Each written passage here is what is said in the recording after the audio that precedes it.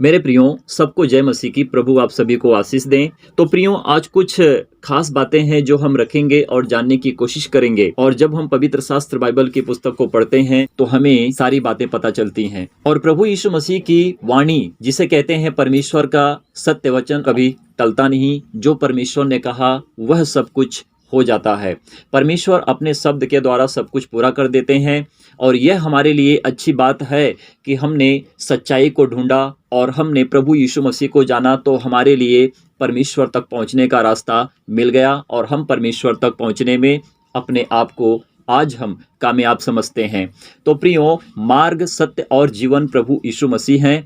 और प्रभु यीशु मसीह के द्वारा कोई पिता अर्थात परमेश्वर तक नहीं पहुंच सकता है। मत्ती, मरकुस, लूका, यूहन्ना की पुस्तक को जब हम पढ़ते हैं तो यहाँ पर हमें जान पड़ता है कि प्रभु यीशु मसीह ने जब इस पृथ्वी के ऊपर थे तो उन्होंने बड़े से बड़े काम किए हैं। तो प्रियो, चाहे लंगड़ा हो, बहरा हो, अंधा हो, चाहे मरा हुआ व्यक्ति हो, प्रभु यीशु मसीह ने हर बीमारों को चंगा किया है, मुर्दों को भी जिलाया है। और उन्होंने बड़े से बड़े काम करके इसी पृथ्वी के ऊपर हर किसी को दिखा दिया है। तो प्रभु यीशु मसीह के योग्य इस पृथ्वी पर कोई मनुष्य नहीं है कि वह अपने आप को साबित कर सके कि मैं परमेश्वर तक पहुंचने का मार्ग और रास्ता हूं। तो प्रियो, प्रभु यीशु मसीह ही स्वयं में परमेश्वर हैं। वही परमेश्वर के स्वयं में सत्य वचन है। और वचन ही तो परमेश्वर है जो सदा के लिए हमारे साथ रहता है। और हम प्रभु यीशु मसीह पर जब विश्वास करते हैं तो हमारा विश्वास और भी प्रभु यीशु मसीह में प्रबल होते जाता है। तो प्रभु यीशु मसीह ने कहा कि जो मेरी आज्ञाओं का पालन करता है वह अनंत जीवन को प्राप्त कर लिया है। उसके अंदर से अंधकार निकला और वो प्रकाश में आ चुका है। तो प्रियो, जब हम यूहन्ना की पुस्तक अध्याय 5 वचन 6 से 8 में देखते हैं, वहां पर प्रभु यीशु मसीह ने जो एक बीमारी में पड़ा हुआ मनुष्य रहता है और जो चंगाई पाने के लिए, उस कुंड में उतरने के लिए वो बहुत कोशिश करता है, परंतु वह वहां तक पहुंच नहीं पाता है। तो जब वहां पर प्रभु यीशु मसीह आते हैं, उस व्यक्ति को देखते हैं जो बीमारी से पड़ा रहता है और उठ नहीं सकता था। उस मनुष्य से प्रभु यीशु मसीह ने कुछ बातें कही और कहा, क्या तू चंगा होना चाहता है?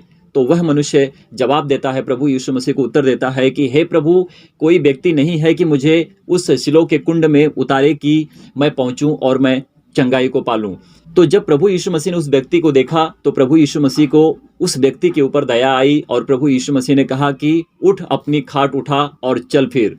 और वह मनुष्य तुरंत उठा और अपनी खाट को उठाया, चलने फिरने लगा। जो प्रभु यीशु मसीह अपने शब्द के द्वारा करते हैं और शब्द के द्वारा ही सब कुछ पूरा हो जाता है। और जो हमको शांति देता है, उस शांतिदाता प्रभु को हम तहे दिल से कोटि कोटि स्तुति, धन्यवाद, महिमा और उसकी जय जयकार करते हैं और उसकी शांति हम अपने जीवन में रख छोड़ते हैं। तो प्रभु आप सभी लोगों को आशीष और ब्लेस करें। तो प्रियो, आज कुछ खास बातें हैं जो हम सीखेंगे, जानेंगे।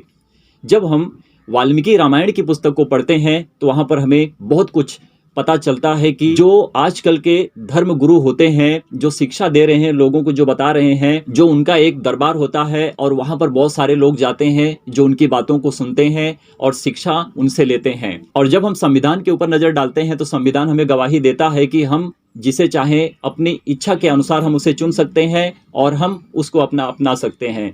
तो प्रियो, यही हमारे लिए एक अच्छा कर्तव्य है और सही सीख है कि हम परमेश्वर के वचन पर चलकर अपने आप को सही कर सकते हैं। मेरा कहने का मतलब है कि जब उनके दरबार में जब लोग आते हैं तो वो अपने धर्म ग्रंथ की पुस्तक को पढ़कर क्यों नहीं लोगों को बताते हैं कि यहाँ पर इस तरह से लिखा है, वहाँ पर उस तरह से लिखा है, पर वो बताएंगे नहीं। ऐसे भी लोग भी हो चुके हैं कि बस खाली बातों को सुनेंगे, संसार में हो क्या रहा है उसको देखेंगे, वही काम को करेंगे, परंतु उनके पास इतना समय नहीं है कि वो अपने धर्म ग्रंथ की पुस्तक को पढ़ें और कुछ सीखें और अपने जीवन को सत्य को देखकर, सच्चाई से पढ़कर अपने जीवन को बदलें। पर ऐसा नहीं करेंगे। पर वो लोगों की बातों को सुनकर उन्होंने अपने आप को उसी अंधकार में डाल दिया है और वह अंधकार से बाहर निकलना नहीं चाहते हैं। जब हम वाल्मीकि रामायण की पुस्तक को पढ़ते हैं, युद्ध कांड सर्ग 56 और श्लोक जो पढ़ेंगे हम 1 से 14 तक।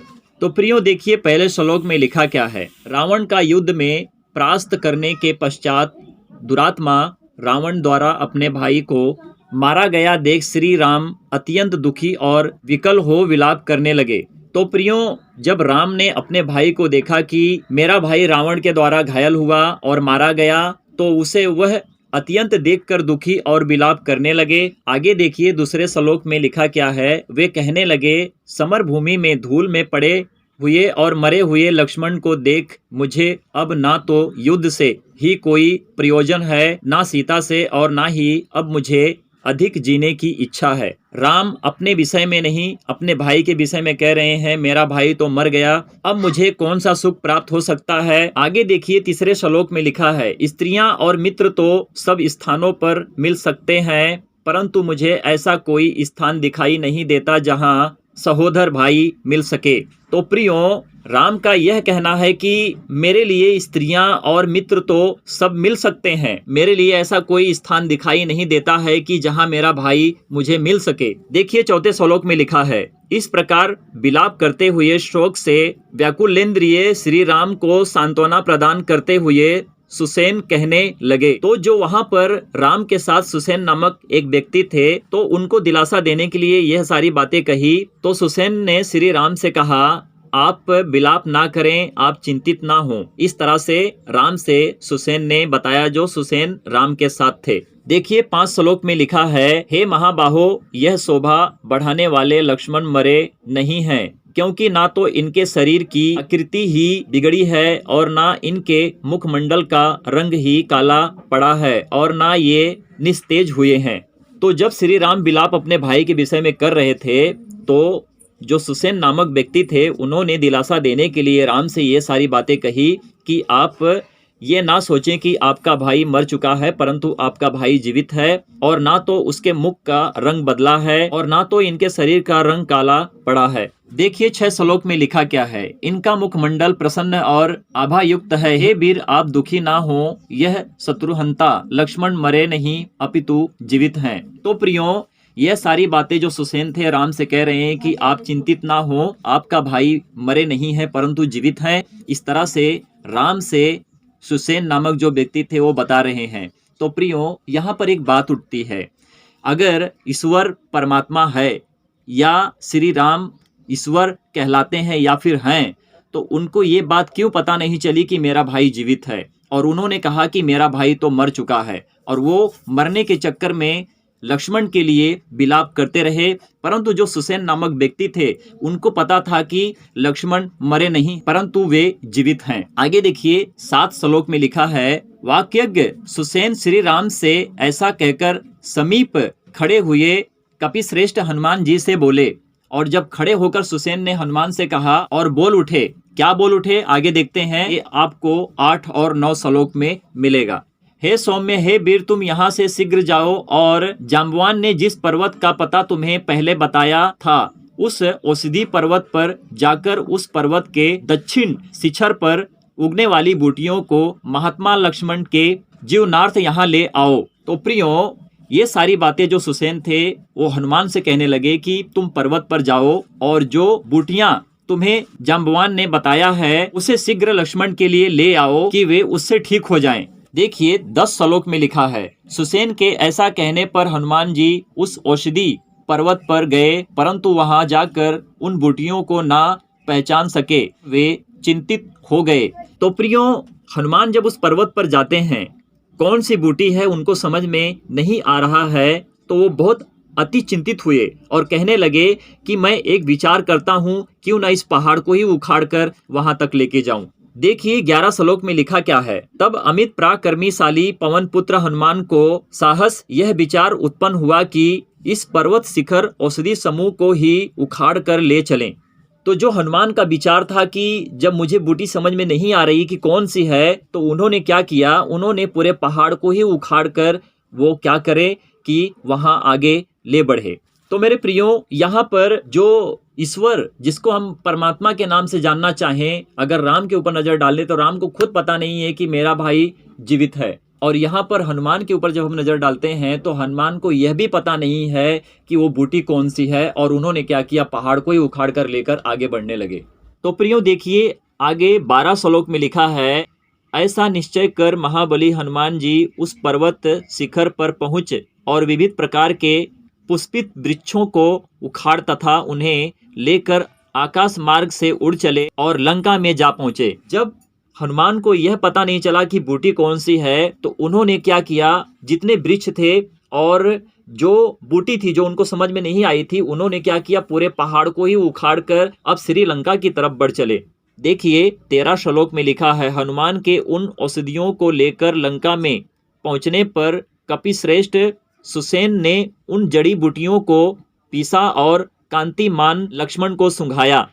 तो हनुमान जब श्रीलंका की तरफ आगे बढ़ चुके तो जो संजीवनी बूटी थी उसको सुसेन ने लिया और उसको पीसकर लक्ष्मण को सुंघाया, यानी कि लक्ष्मण ठीक हो सके। आगे 14 श्लोक में लिखा है, शस्त्र पीड़ा से युक्त शत्रुघाती लक्ष्मण उन औषधियों को सूंघते ही शस्त्र पीड़ा से रहित होकर निरोग हो गए और तुरंत पृथ्वी पर से उठ खड़े हुए।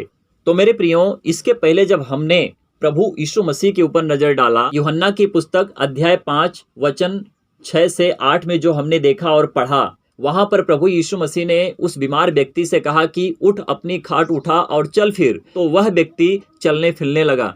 और जब हम यहाँ पर देखते हैं, राम ने अपने भाई को अपने शब्द के द्वारा चंगा नहीं कर पाए। राम ने तो पहले ही अपने भाई को कह दिया कि मेरा भाई तो मर चुका है, शोक और विलाप करके रोने लगे और अति चिंतित हुए थे। पर इसके विषय में जब हम सुसेन नामक व्यक्ति के ऊपर नजर डालते हैं तो उनको पता होता है कि लक्ष्मण मरे नहीं है, परंतु वो मूर्छित हो गए हैं, यानी कि बेहोश हो गए हैं। अब उनको औषधि की जरूरत पड़ेगी और उस बूटी से वो ठीक हो सकते हैं। तो मेरे प्रियो, जो परमात्मा परमेश्वर होता है उसको सब पता होता है, वो सब कुछ जानता है। मनुष्य कैसे बने हैं, स्त्री कैसे बनी है, पशु पक्षियां और इस आकाश और पृथ्वी की, स्वर्ग की सृष्टि कैसे हुई है, परमेश्वर सब जानता है। और जब हमें बाइबल को पढ़ते हैं तो यह सारी बातें बाइबल के द्वारा हमारे लिए क्लियर होती हैं कि एकमात्र सच्चा परमेश्वर प्रभु यीशु मसीह है, जो उसके द्वारा सारी सृष्टि सृजी गई है और हम उसके हाथ के बने हुए हैं। उसने हमारे अंदर श्वास का जीवन फूंक दिया है और हम जीवित प्राणी हो चुके हैं। इसका मतलब ये नहीं कि हम जिसको भगवान कहें, भगवान को ये भी पता ना हो कि मेरा भाई मर गया है, वो जीवित है क्या मुझे पता नहीं है। ये सारी बातें हमें सूट नहीं होती हैं, क्योंकि हम जहां पर देखते हैं सच्चाई को, उसी का हम प्रचार करते हैं, सुसमाचार को उन्हीं तक पहुंचाते हैं कि लोग भ्रम में ना जिएं, लोग सत्य को जानें और सत्य के मार्ग पर चलें और वो अनंत जीवन को प्राप्त करें। तो अनंत जीवन प्रभु यीशु मसीह है, जो मार्ग, सत्य और जीवन है। वही हमें परमेश्वर तक लेके जाएगा। स्वयं में वही परमेश्वर है। प्रभु आप सभी लोगों को आशीष और ब्लेस करें। परमेश्वर की महिमा हो। आमीन, आमीन और आमीन।